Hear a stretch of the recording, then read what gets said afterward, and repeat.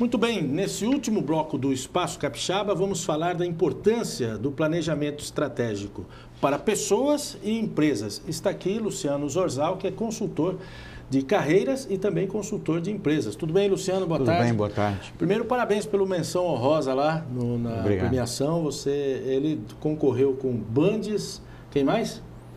Foram várias empresas que participaram desse prêmio. Caso, e aí, no prêmio que a gente participou, o Bandes foi premiado, a Cezam, o Multiscan, a Dicma, e a gente também teve a honra de ser prestigiado nesse prêmio do Governo do Estado. Perfeitamente. A gente sempre recebe aqui o pessoal para falar do prêmio e só os melhores participam e os melhores ainda chegam entre os que recebem menção honrosa e troféu e tudo mais. Mas esse parece ser, para as pessoas, o período propício para reflexão, para planejar o ano que vai chegar, mas muita gente faz isso de maneira muito intuitiva, não coloca no papel e só vai pensar no resultado daquilo que foi planejado no fim do próximo ano. Você concorda com isso? Pois é, a questão antes do planejamento estratégico é o pensamento estratégico. A gente tem que pensar a médio e longo prazo. Os grandes desafios, os grandes benefícios que a gente pode conseguir é justamente aquilo que está a médio e longo prazo, que nos demanda uma atividade maior, um esforço maior. E aí sim eu começo a desdobrar esse planejamento de médio e longo prazo em metas anuais.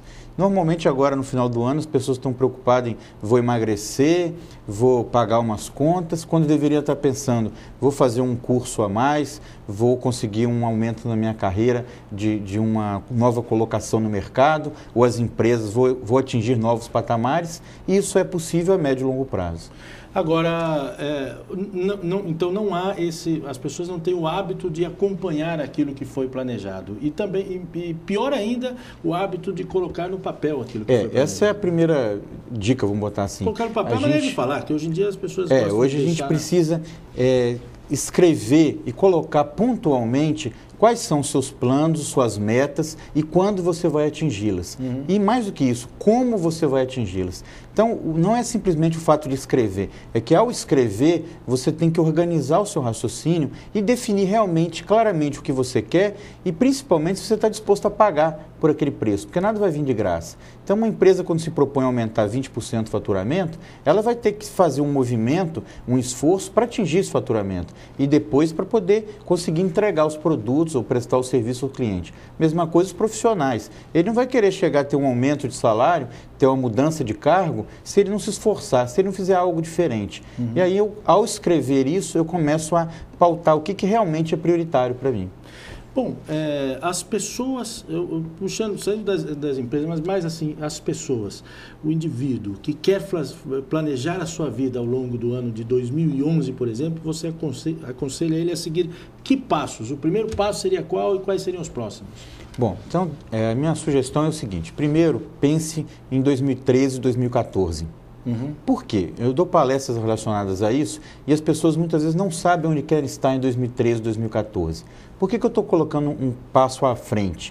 Porque dependendo de onde você quer chegar lá na frente, 2011 será um caminho para chegar lá. E aí você pode pensar em sonhos maiores. Se você pensar só em um ano, eu vou simplesmente pensar em situações, em objetivos de curto prazo, que não vão me dar aquele retorno talvez que eu gostaria. Então uma pessoa, por exemplo, gostaria de fazer uma faculdade, mas ela ainda está fazendo o nível médio.